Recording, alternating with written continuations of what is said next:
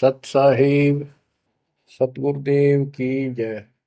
बंदी छोड़ कबीर साहिब जी की जय। बंदी छोड़ गरीबदास जी महाराज जी की जय। स्वामी राम देवानंद जी गुरु महाराज जी की जय हो।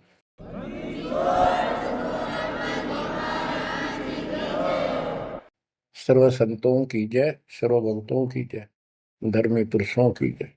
श्री काशी धाम की जय, श्री सुडानी धाम की जय, श्री क्रोथा धाम की जय, श्री बरवाड़ा धाम की जय। सत साहिब कबीर दंडवतम गोविंद गुरु बंधु अर्जन सोए। पहले भय प्रणाम तिन नमो जुआगे ओए। कबीर गुरु को की जय, दंडवतम कोटि कोटि प्रणाम। कीट न जाने रंग को यो गुरु कर है आप समान। बच्चों, मानुष जन्म परमात्मा की कृपा से आपको प्राप्त है। मनुष्य जीवन के अंदर मूल उद्देश्य केवल भक्ति करना और मोक्ष कराना होता है। इसके लिए सर्वप्रथम गुरु की आवश्यकता होती है। सर्वप्रथम गुरु की, गुरु पूर्ण हो, तत्व ज्ञान प्राप्त हो और संपूर्ण भक्ति मोक्ष मार्ग यानी सभी मंत्र सत्य हों, फिर भक्त मर्यादित रहे, समर्पित रहे, आसानी से मुक्ति प्राप्त कर सकता है। अब जैसे धर्मदास जी का प्रसंग चल रहा है, तो आप देख रहे हो कितनी अच्छी आत्मा, परमात्मा के चाहने वाली, कति कुर्बान। और जैसा उस अज्ञानी गुरु ने मार्गदर्शन किया, कति अटूट श्रद्धा।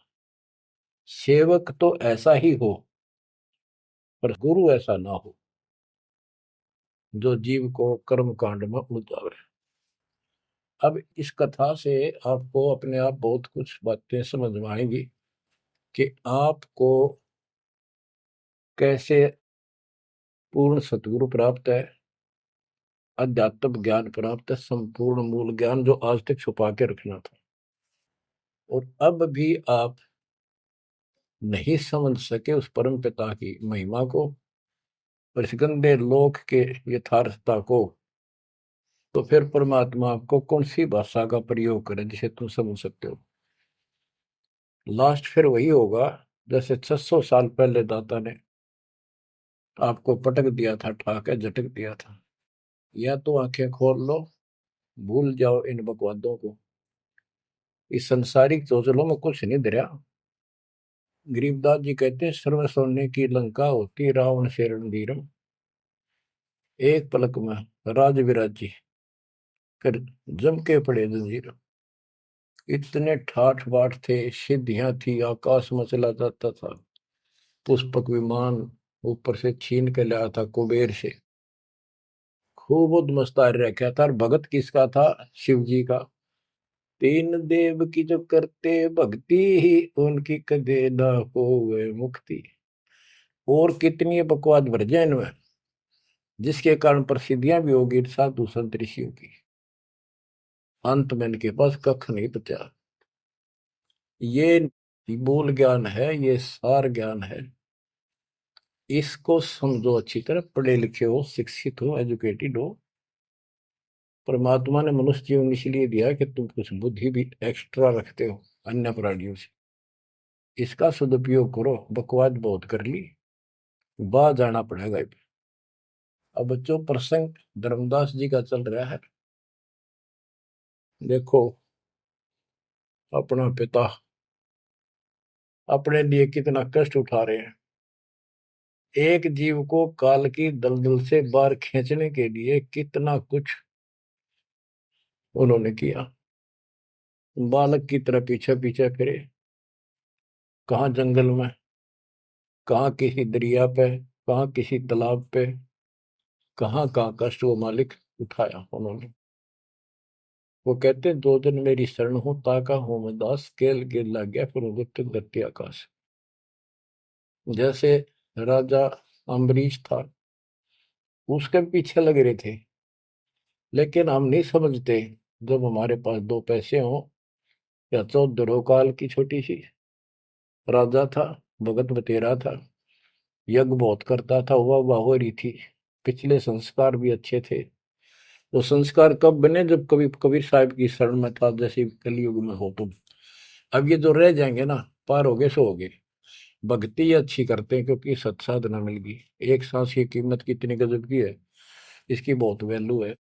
पार ना हुए तो फिर ये नो फंस जाएंगे काल के। इनको स्वर्ग में रखेगा, देवता बनावेगा, उड़ा माचे माचे आन देंगे, फिर राजा पृथ्वी पर बना देगा। पृथ्वी पर आकर फिर ये पिछले पुण्यों के कारण ठाठ तो होने हैं, और भक्ति भी करेगी आत्मा, क्योंकि पीछे भक्ति की चास पड़ी हुई है इसको। तो भक्ति गलत करें जाएंगे, लाभ नारे हुए दिखेंगे। यो काल का भयंकर जाल है। मालिक फिर भी अपने बच्चे के साथ रहता है, फिर भी उनको राह दिखाने की चेष्टा करता है, किसी न किसी रूप में अपनी सच्ची भक्ति फिर से बताने की चेष्टा करता है। मानते हैं ना मानते वो अलग बात है। फिर राजा जनक हुआ अम्बरीश का जीवन पूरा करके, राजा जनक का पूरा करके फिर स्वर्ग गया। स्वर्ग में जाते समय लूट लिया काल ने। बिना विवेक वेख जो धारा सब करते सो भी बिना विवेक के न्यू नाश करते हैं।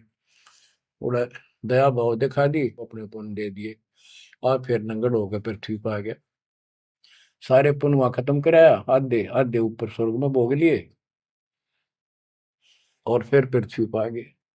पहले राजा था दो जीवनों में, राजा अम्बरीश वाली आत्मा।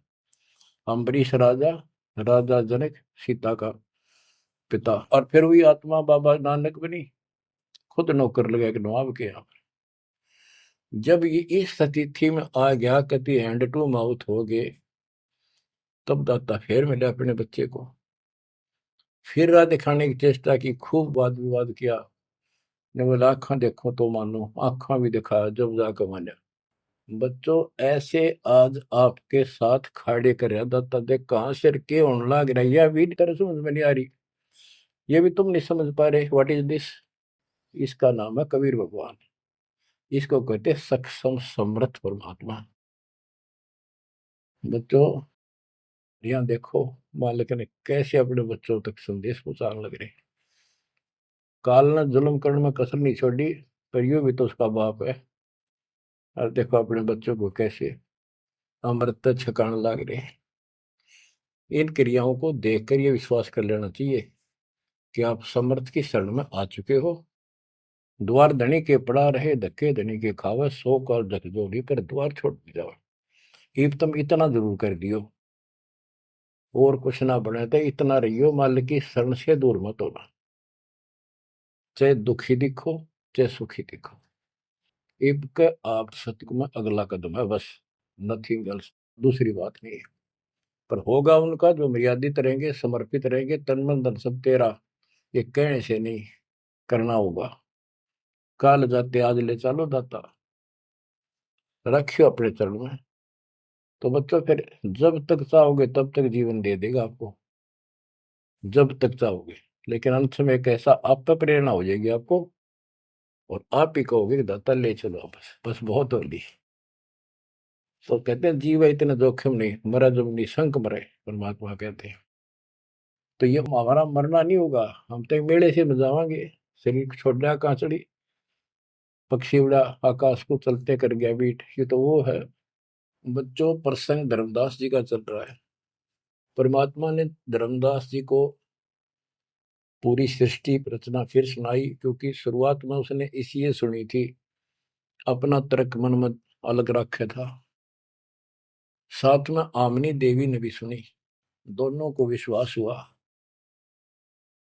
परमात्मा से कहा कि जोड़ पानी में पूछो स्वामी, पानी माने हाथ, जोड़ पानी में पूछो स्वामी, को कृपा कर अंतर्यामी, ओ साहब नाम का आही, परचय नाम कहो मोहि पाई, गुरु और सतगुरु तुमको कहूं, हे प्रभु कौन देश तुम रहो।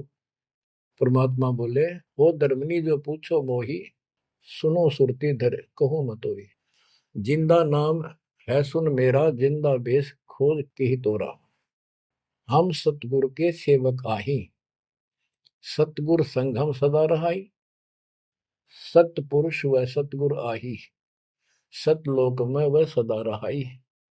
सकल जीव के रक्षक सोई, सतगुर भक्ति काज जीव होई। सतगुर की भक्ति से जीव के सब काम ठीक होंगे। सतगुर सत्य कबीर सो आही, गुप्त प्रगट कोई चिन्ह नाही। सतगुर आज जगत तन धारी, दासा तन दर शब्द पुकारी। काशी रह परख हम पावा, सत नाम उन्मोहि दरडावा। परमात्मा अपने को छुपा के कहते सत परमात्मा तो सतलोक में रहता है और वहां से चलकर आया हुआ है। अब वो सतगुरु सत कबीर काशी में है। वो प्रगट है, गुप्त है। प्रगट का अर्थ है कि सामने बैठा है, गुप्त ऐसे है कि उसको कोई पहचान नहीं पा रहा। सतगुरु आज जगत तन धारी, उस सतगुरु ने, सतपुरुष ने, पूर्ण परमात्मा ने जगत में आके ये कबीर रूप धारण कर रखा है। और काशी रहे पर खम पावा, वो काशी में रहते हैं, हमने उनको पहचान लिया। सत नाम उन्मोहि दरडावा, ये सच्चा नाम, सच्चा ज्ञान, सही विधि उसने मुझे बताई। यम राजा का सब छल चीना, निरख परख यम सो भीना। तीन लोग को काल सतावे, ताको ही ये सब जग ध्यान लगाओ। तीन लोग को यू काल परेशान कर रहा है, दुर्गति कर रहा है तीन लोग की, सब प्राणियों की, और उनका ये ध्यान लगावे। ब्रह्म देव जाकू वेद बखाने, सोई है काल कोई मर्म न जाने। जिसको ब्रह्म भगवान के है ना, देवता लोग, गुरु ऋषि, वो वही तो काल है। तिनके सुत अहि तिर देवा, सब जग करे उनकी सेवा। इनकी पूजा करते, ये उसके पुत्र है तीनों। तिरगुण जाल ये जग फंदाना, जाने ने अवसल पुरुष पुराना।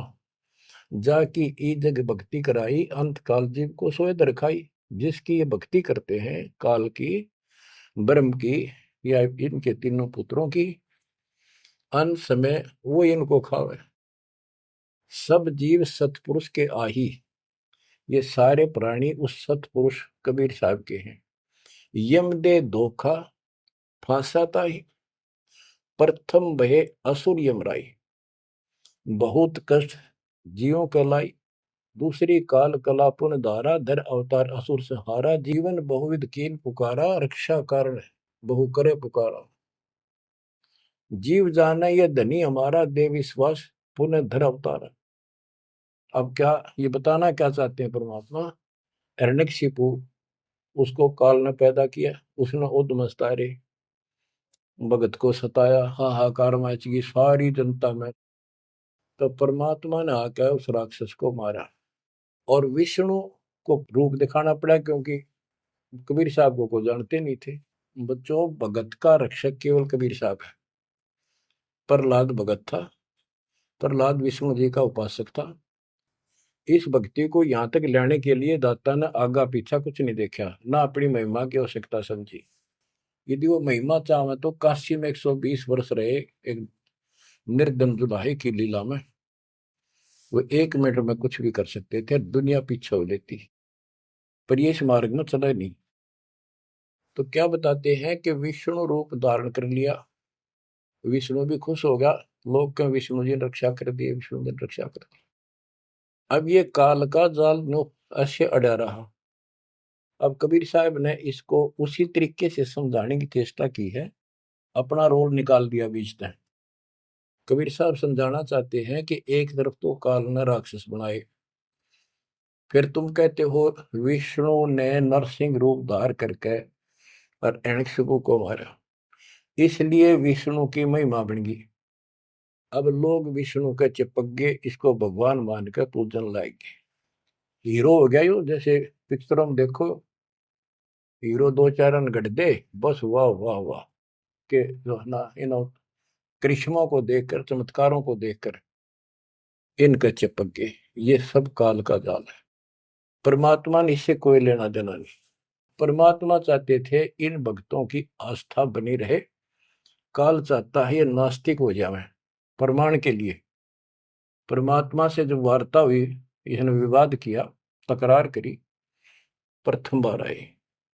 आखिर में लास्ट में जब सारी मन्नत मंगवा के वचन भरवा के ने बोला कि सबको उल्टा मार्ग लाऊंगा, गलत साधना पर दृढ़ कर दूंगा, देवता, तीर्थ, व्रत, मंदिर, इनकी पूजा हुआ, और किसी को कोई यहाँ से निकलने नहीं दूं, कि ये साधना करेंगे आध्यात्मिक लाभ होए को नहीं, आप नास्तिक हो जाएंगे।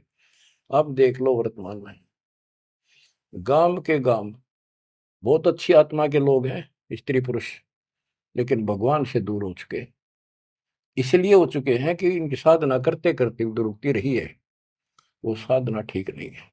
तो यहाँ परमात्मा धर्मदास को वो आंखें खोल रहा है कि जिनको तुम भगवान मान रहे हो ये ऐसे काल जाल कर रहा है। एक तरफ तो ये कंस, केसी, चाणोर और पूतना जैसे, जरासिंह जैसे बना दिए, उधर से कृष्ण बना कर भेज दिया न मारने खातर, इनको मारने के लिए। कृष्ण ने वो मार दिए, कृष्ण चौधरी पाक गया, भगवान बन गया। अंत में कृष्ण भी मरा और नरक में जागा, जिसे कर्म करे या भोगने पड़ेंगे। अब बच्चों ये सारा खेल यू है, PhD लास्ट पॉइंट है। जैसे एक राजा सेना को आदेश देता है दुश्मन से युद्ध करो, तो सैनिक का कर्तव्य बन जाता मरूं या मिटूं, और जाके खड़ा हो जाता है लेकर बंदूक मोर्चे पे।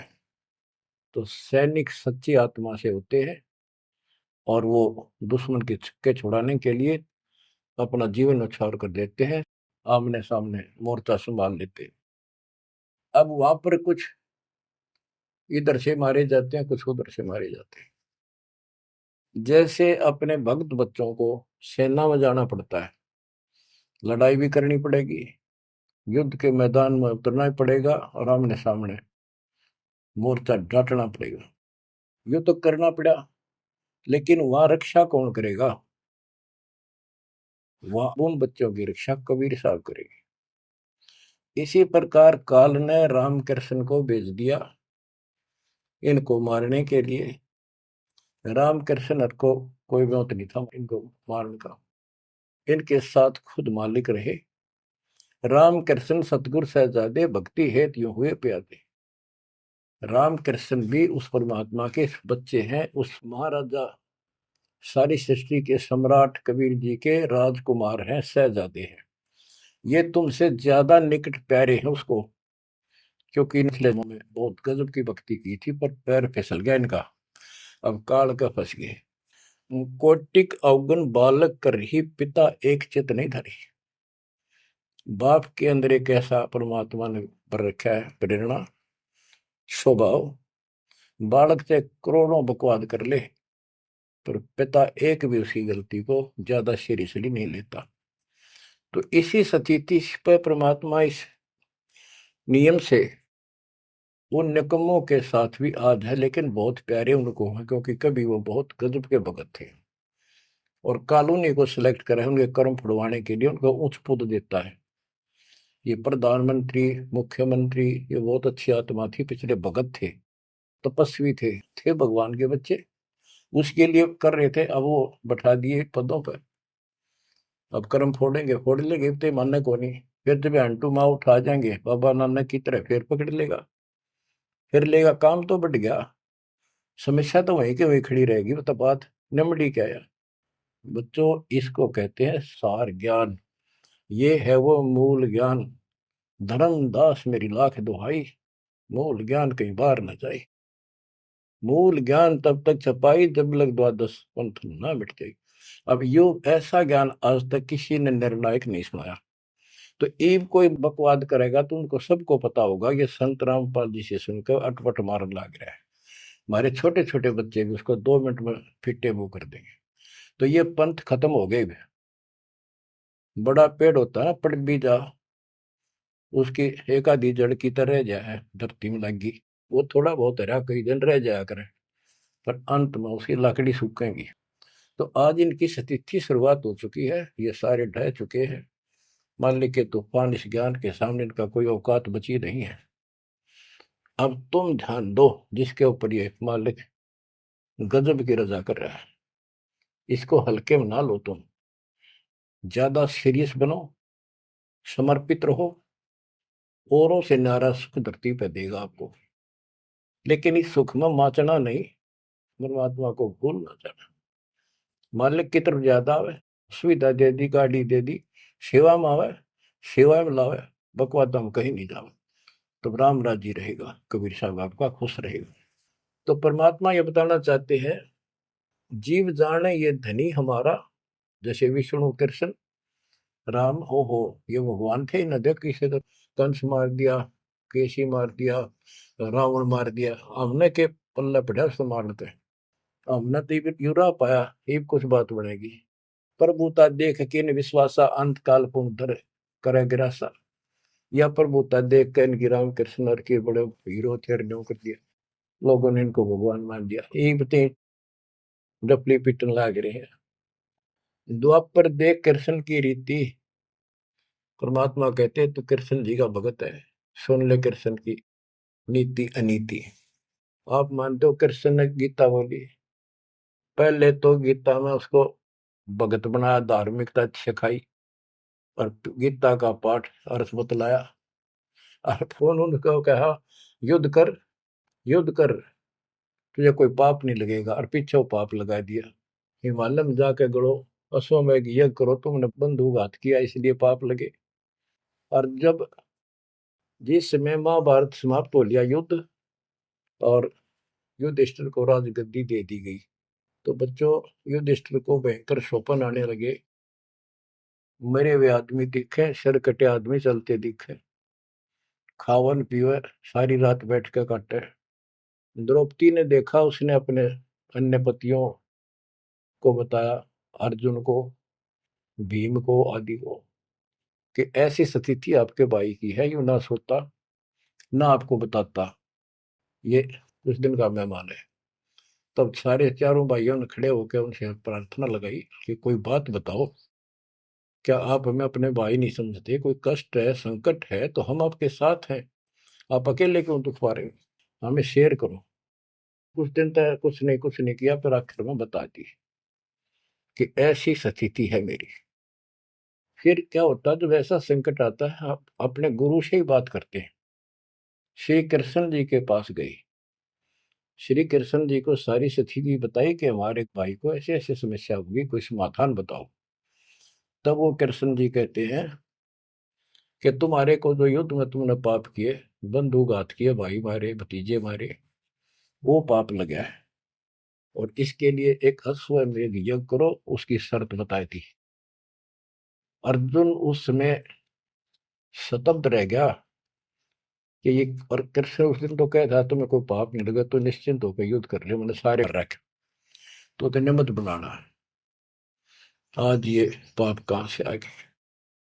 विवाद करना इसलिए उचित नहीं समझा कि जब मैंने ये पॉइंट उठा दिया, भाई मेरा इलाज नहीं करा होगा, क्योंकि उसमें करोड़ों रुपए लगने थे उस धर्मयज्ञ के अंदर। और युवती ने सोचेगा भाई खुश नहीं है मेरा इलाज कराने में, यू मर जाएगा, इतना धर्म कर्म का पक्का है। तो अर्जुन ने अपने सब्र का घूंट पिया, अपने दिल की झाल डटी, और जैसा कहा वैसे यज्ञ करवाई। उस यज्ञ में शर्त थी कि एक पंचायन संघ अलग से रखा जाएगा, कि एक आश्रम सा बना के साफ सुथरी स्वच्छ स्थान पर एक अलग से उसका स्टैंड बना के, और सब महापुरुष, देवता, पृथ्वी के ऊपर के लोक, स्वर्गलोक के सारे बुलाओ, और सब पृथ्वी के जीव, ब्रह्मा विष्णु महेश, सबको न्योता दे दिया।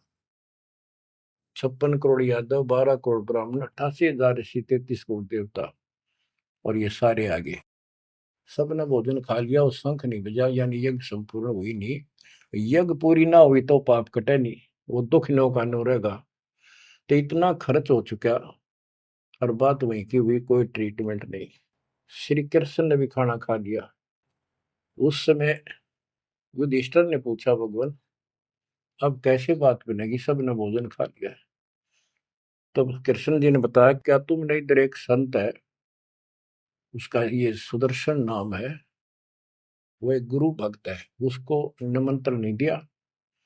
भीम की ड्यूटी थी, सेवा थी उस साइड में निमंत्रण बांटने की। भीम से पूछागा, भीम ने बताया कि मैं गया था पर वो गलत बोला। उसने कहा कि तुम्हारे से तो कसाई भी अच्छा था, तुमने इतने मानस मार दिए। वो विधवा बहन सैनिकों की आज तक टक्कर मार कर हो रही है, तुम बैठ के मौज कर रहे हो, नरक में पड़ोगे जाके। तुम्हारे अन्न खाकर नरक में जाना है क्या मैंने? पहले मुझे ऐसी ऐसी 100 अश्वमेघ यज्ञ का फल दो, तब मैं तुम्हारा टूक तोड़ू। कृष्ण बोला, फिर आपने क्या कहा? मैं क्या कहूँ था जी? उसने फिर कह दिया, बताओ ना मन्ना, ये तेरे बिना कि हमारी यज्ञ अधूरी रह जाएगी, श्री कृष्ण जी हमारे साथ। तब भगवान बोले, सारी बात बिगाड़ दी, तुम चलो। पांचों को रथ में बैठा के लाया। उनकी कुटिया से एक, कम से कम 1 योजन यानी 12 किलोमीटर दूर रथ रोक दिया। वहां से पैदल चल के आए नंगे पैरों। उस दिन क्या था, सुदर्शन जी ने अपने गुरु परमात्मा खुद कबीर साहब करुणा में नाम से प्रकट थे द्वापर में, उनके वो शिष्य थे। उनको सारी बात बताई। परमात्मा को पता था फेर आऊंगे, काम तो उनका होना को नहीं। तो सुदर्शन जी से बोले, तुम घूमन फिरन चला जा किते, वो फेर आऊंगे। कि सुदर्शन जी तो चले गए भ्रमण पे, परमात्मा उनका रूप बना के वहां बैठेगी कुटिया में। जब वह सारी टीम पहुंची कृष्ण वाली, जाते ही श्री कृष्ण ने दंडवत प्रणाम की। साथ में पांचों पांडवों करनी थी। फिर कहा, परमात्मा ने पूछा, हे जगदीश, हे तीन लोक के मालिक, यह कैसे आना हुआ गरीब की झोपड़ी पे? तो श्री कृष्ण जी ने कहा, आप जानी जान हो, इन्होंने ये पांडव हैं, ये भीम है, ये युधिष्ठिर है, सारी इंट्रोडक्शन कराई। ये आपको निमंत्रण देने आए हैं, इनके यज्ञ में प्रसाद पाओ ताकि इनका कल्याण हो। सुदर्शन जी बोले कि भाई मैंने इस भाई तक कही थी, देखो खड़ा मोटा हा, मेरी बात शर्त पूरी कर दो तो मैं आज तैयार हूँ, नमक हो नहीं चालू। तो श्री कृष्ण जी बोले, जी आपकी वाणी है, कबीर संत मंडल पहुंचा दिए, तजमाया अभिमान, जो जो कदम आगे रखे ओ एक समान। ये दाता, हम वहां से चल कर कहाँ से चले थे, आप तो सारे कदम जानते हो, और 12 किलोमीटर तय, 1 योजन तक हम कभी पैदल आए हैं। यहाँ से वहां तक हमारे जितने कदम एक यज्ञ बनाए बताए आप, हे दाता, 100 आप लेखा ला दो, बाकी हमारी जोड़ी में डाल। साधु भूखा भाव का, धन का भूखा ना। ने बोला, वे चलते हैं। जब पहले भीम आया, डींग मारा था। जब सुदर्शन जी ने ये कहा कि तुमने इतने आदमी मार दिए, ऐसा जुल्म कर दिया, भीम बोला, युद्ध ऐसे नहीं जीता जाता, एक का गदा मारूं था 6 मरे थे। तो परमात्मा ने उसकी फड़क निकालनी थी, कुछ परिचय देना था कि इसमें कुछ है। परमात्मा बोले, सुदर्शन रूपधारी कबीर साहब के भीम, पहलवानिया मेरी माला तार के दिए, दे खुट्टी व टंगरी। हो गया तारण खातिर, कणछन लाग गया पहलवान, वो माला ना उतरी, वह सुमरनी उतरी नहीं। ने बोला, रे तू एक मारे था, 6 मरे थे पहलवान, या छोटी सी माला नहीं तेरे से उठती। खिसियाना होकर वापस आ गया। परमात्मा ने ऐसे हाथ करे, आपसे उतर कर आएगी हाथ में माला, और बहुत चक्के रह गए, अचंभित हुए सारे के सारे। तब परमात्मा को लेकर ये घुमाए। लंबी कहानी है, विषय दूसरा चल रहा है। तब उस दाता के भोजन करने से उनका काम बना। जब वो शंख बजा, ये अलग प्रसंग कभी ठीक से जच कर सुनाऊंगा, अब प्रसंग दूसरा चल रहा है। परमात्मा कह रहे, धर्मदास, तेरे कृष्ण की कुनीति सुन ले। एक तरफ तनियों का था, तेरे पाप ना लगे, और फिर पाप बताए दिए। उन पापों को धोने के लिए जो विधि बताई, उससे भी बात ना बनी। वो भी समर्थ सक्षम हम थे वहां पर, हमने की। और बच्चों, वो पाप नहीं थे, वो पाप तो थे लेकिन वो प्रेत बाधा थी। वो जो सैनिक मरे थे, विधवा रो रही थी, वो सैनिक उसने तंग कर रहे थे, प्रेत बने हुए। वह प्रेत बाधा भी कृष्ण तक नहीं ठीक हुई। बच्चों, गरीबदास जी कहते, तुम कौन राम का जपते जपन, ताते कटे ना ये तीनों ताप। ये 3 ताप के तहत दुख था उनको। और वो पाप ते न्यो के न्यो रखे रह गए। ओए होए। अरे कोयल के बच्चों, ईब तक पकड़ दो अपने माँ की वाणी को, क्या कहना चाहते हो? अब विष कागाड़ा के साथ रहोगे क्या?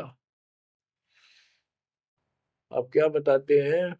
गीता पाठ का अर्थ बतलावा, पुण्य पाछे बहु पाप लगावा, बंधु घात दोष लगावा, पंडों के बहुकाल सतावा। पांडवों को काल ने खूब परेशान किया, और अंत में क्या हुआ?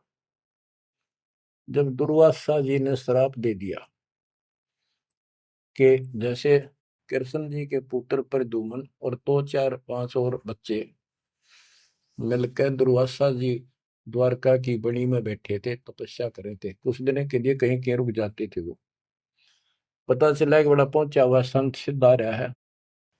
द्वारका के बच्चे श्री कृष्ण को समर्थ मान चुके थे। किसी ने कंस मार दिया, केसी राक्षस मार दिया, चाणूर मार दिया, वैसे काल्यवन मार दिया। तो इन्होंने सोच रहे थे कृष्ण तो ऊपर धरती पे कोई सही नहीं। उन्होंने मजाक सूझ गए, वह किसी संत साधु का आदर नहीं करते थे, इस कारण से कि हमारे साथ कृष्ण हमारा कोई कुछ नहीं बिगाड़ सकता। तो उन्होंने शरारत सूझी के नो कहे दुर्वासा भूत भविष्य वर्तमान त्रिकाली बता दिए, तीनों काल की जानता है, चलो इसकी परीक्षा लेंगे। एक प्रद्युम्न का पेट पर कढ़ाई बांध दी छोटी सी लोहे की, और लेडीज कपड़े पड़ा दिए गुजरिया वाले, ऐसा दिखा दिया जाकि जैसे बच्चा पेट में गर्भ है इसका। यूं पूछने गए महाराज, इनका कई साल में दया करी दाता ने? 12 साल हो गए बयान। अब ये पूछ जानना चाहते हैं कि इनका लड़का हो गया लड़की, बड़े उतावले हैं, आप भूत भविष्य की सारी जानो हो। दुर्वासा जी ने देखा ध्यान लगा के, ताकि बकवाद करना रहे हैं। गुस्से में होकर ने बोला, या दो कुल का नाश होगा इस पे, ना लड़का हो ना लड़की हो। और आंख लाल करी बाज लिए बच्चे थे, सब ना के बता पता चला। यानी उस दुर्वासा के श्राप का कृष्ण तक बात गई। कृष्ण जी ने समाधान बताया कि इस कढ़ाई ने घिसा के चूर्ण बना के प्रभास क्षेत्र में डाल दो जमुना में, ऐसा कर दिया गया। फिर भी शराब न्यो का न्यू रह गया। वो शराब वो द्वारका में उद्मस उतर गया, अचानक बालक मर गया, अचानक कोई और दिक्कत आ गया, छोटी सी बात पर लट्ठम लट्ठा, रोज झगड़े होने लग गए। कृष्ण जी के पास फिर गए, यू कारण क्या है बताओ भगवान, इसका समाधान बताओ।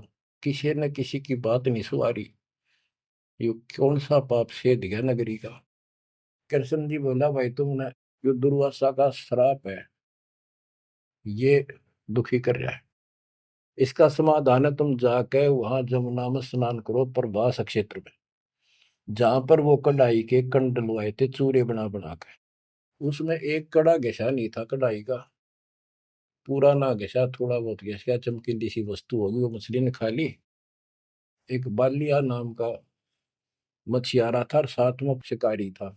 वो मछली पकड़ी, वो आगे उसने काट के देखी, उसमें चमकीली धातु थी। उसका अपना तीर का एरो बनवा दिया, आगे का ऐसा विषाक्त करके जहर में बुझवा के। और जो कण थे जो कढ़ाई के बताते हैं, उनके सरकंडे जाम गए, बूढ़े बूढ़े, उनके तीखे पत्ते गजब के तलवार जैसे। और कृष्ण जी ने कहा, सारे स्नान करो वहां जाके, तुम्हारा ये शराब खत्म हो जाएगा। वहां बोले सब बच्चे नर, कोई ना बचे, गर्भ न छोड़ के, छोटे छोटे नवजात शिशु भी साथ ले गए, कदे इन पर शराब ना रह जाए। और वहां जाके सारे लड़न लग गए, पढ़ पढ़ के वो पठेरे सरकंडे एक दूसरे को मारे, तलवार का काम करना कर शुरू कर दिया। कट का मर गए 56 करोड़ यादव। फिर कृष्ण जी एक पेड़ के नीचे बैठ गए, उस पार दीख को सारे दिन शिकारी ने, बालिया कौन था? ये बाली वाली आत्मा थी जो त्रेता युग में श्री राम ने वृक्ष की ओट लेकर मारा था। उसका अपना बदला लेने के लिए उस वो बालिया नाम का जीमर बना, शिकारी बना, श्री राम श्री कृष्ण बना। वो आत्मा, वो उसके पैर में तीर मार के श्री कृष्ण मारा। उससे पहले श्री कृष्ण ने, बच्चे भी बताओ आप हमारे यहाँ दो जाके काल कर रहे दुर्गति, फिर आके लेट गया जब वो मारेगा। मरने से पहले उसने वह संदेशा भेज दिया था पता था कि सारे मरेंगे। तो पांचों पांडु वहां पहुंच गए। कृष्ण जी बस तड़पन लाग रहे थे। उनको बता दिया भाई ये यहाँ कोई आदमी बचा नहीं है, इन लेडीज को सारी को ले जाना, यहाँ लोग इनकी दुर्गति करेंगे, तुम अपने वहां रखना सुरक्षित।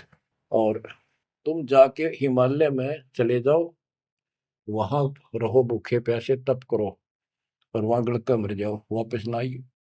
तो पूछा जी कारण क्या है? हम अभी तो राज मिला, 20-30 साल हमने राज मुश्किल से किया है, अब आप कहते हो राज त्याग के वहां से ले जाओ, इसका कारण क्या हो गया? क्या गलती बन गई कि तुमने जो युद्ध में पाप किए थे वो पाप तुम्हें दुखी कर रहे हैं, वहां तप करने से समाप्त हो जाएंगे।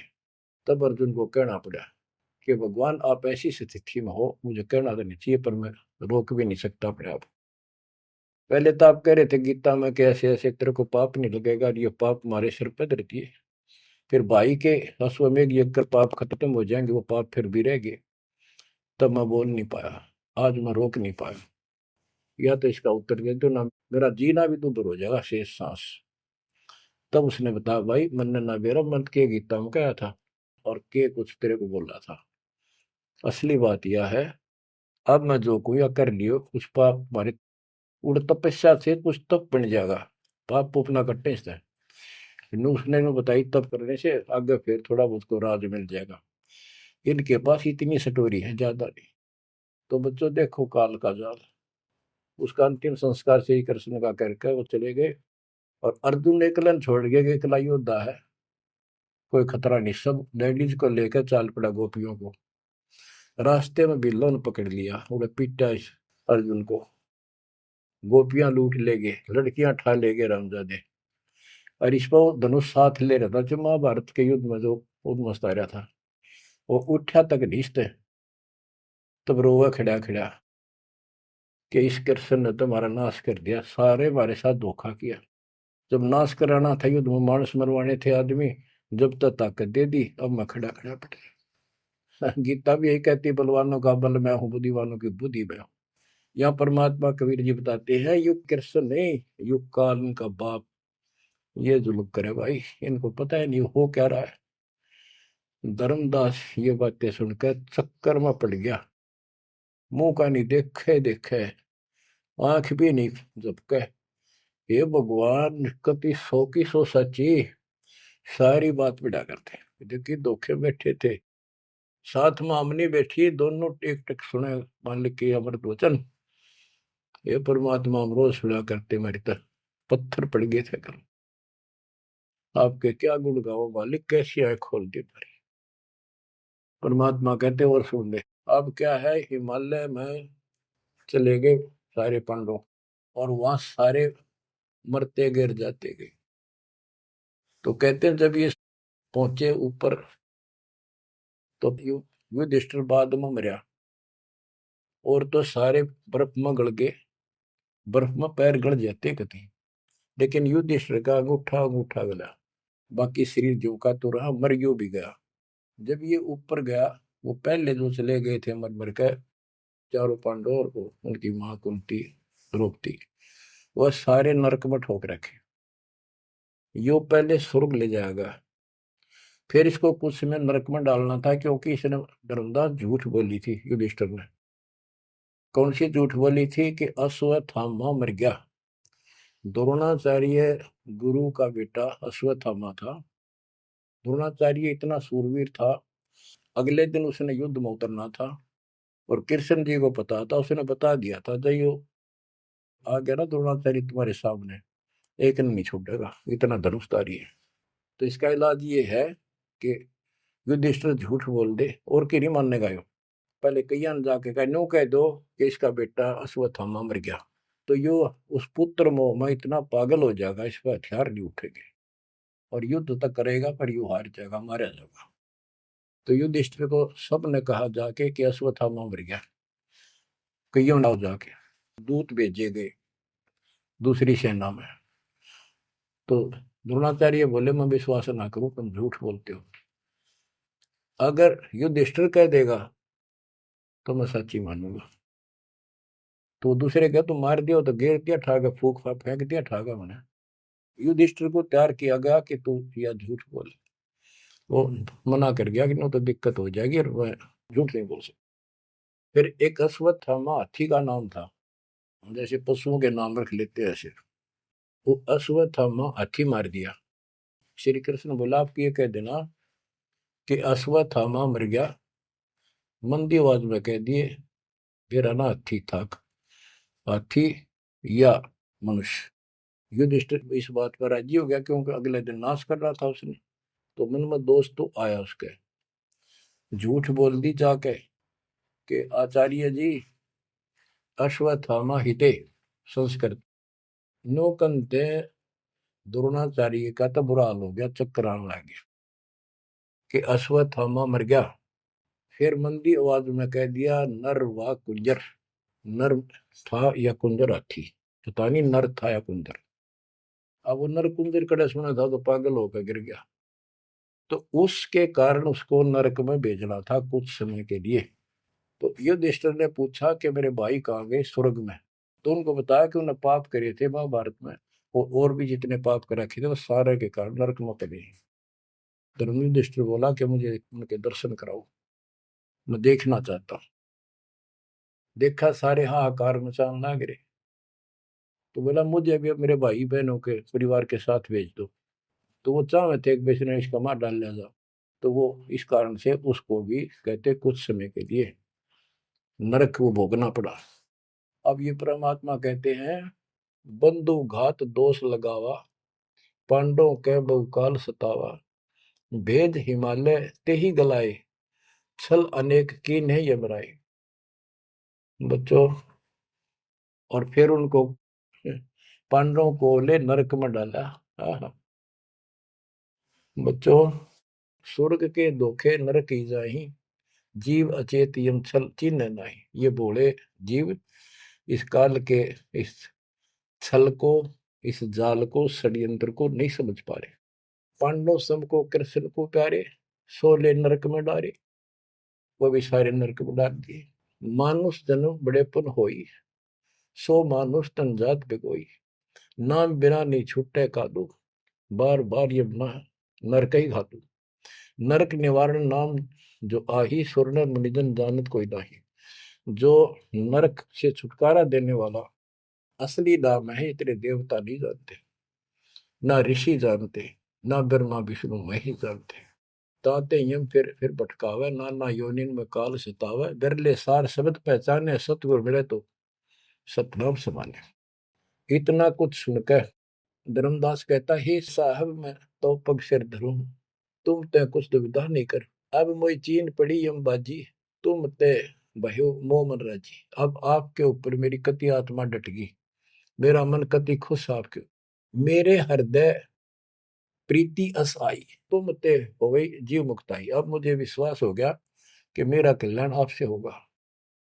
मुझे लगता है तुम ही सत कबीर हो स्वामी, कृपा करो तुम अंतर्यामी। हे प्रभु देव परवाना मोही, यम तरण तोर भजो मैं तो ही। मोरे नहीं और सो कामा, निस्तिन सुमरो सदगुरु नामा। पीतल पत्थर देव द्यो बहाई, इन फेंक दो उठाकर, सतगुरु भक्ति करो चितलाई। ये बंदी छोड़। हो। परमात्मा बोले सुनो धर्मनी, अब तो ही भुगताऊं, निश्चय यूं से तो ही बचाऊं। देव परवाना हंस बारू, जन्म मरण दुख सब टारूं। ले परवाना जो करे प्रतीति, जिंदा कह चले यम जीती। अब वही आज्ञा देव धर्मदासा, मैं गमन करूं सतगुरु के पास है। अब मुझे आज्ञा दे, मैं अपने गुरु जी के पास जा रहा हूँ। सतगुरु संग आयब तो पाई, फिर मैं अपने गुरु जी ने लेकर आऊंगा तेरे पास। तब परमाना तो ही मिलाई, उनसे तुम्हें नाम दिलाऊंगा मैं। क्योंकि अभी धर्मदास को पूरा पक्का करना था। धर्मदास बोले हे प्रभु अब तो जान ना दे, नहीं आए तो मैं बहुत पछते हूँ। पछताई पछताई बहुत दुख पाऊं, नहीं आओ तो प्राण गवाऊं। हाथ से रतन खोई कोई डारे, सो मूर्ख निज कान बिगाड़े। ये मैं कैसे छोड़ू, अपने हाथ से रतन कैसे खो दूं। जब नहीं आए तो ना मैं खाऊं ना कुछ पीऊं, मैं मरूंगा। आप जब फिर नहीं आए तो परमात्मा ने कहा कि चाल पड़े, क्योंकि अभी ताव और बाकी देना था। धर्मदास सामने कति गली में खड़े हो गए, जब तक दिखते रहे आंखों में आंसू भरे रहे, एक टक देखते रहे। बच्चों, परमात्मा आपको मोक्ष दे, सदा सुखी रखे, शेष फिर दृढ़ हो जाओ, तड़फ जाओ उस घर जाने के लिए। परमात्मा आपको मोक्ष दे, सदा सुखी रखे, आपको अपने घर की याद बनी रहे, काल का दुख सदा याद रहे। सत्साई।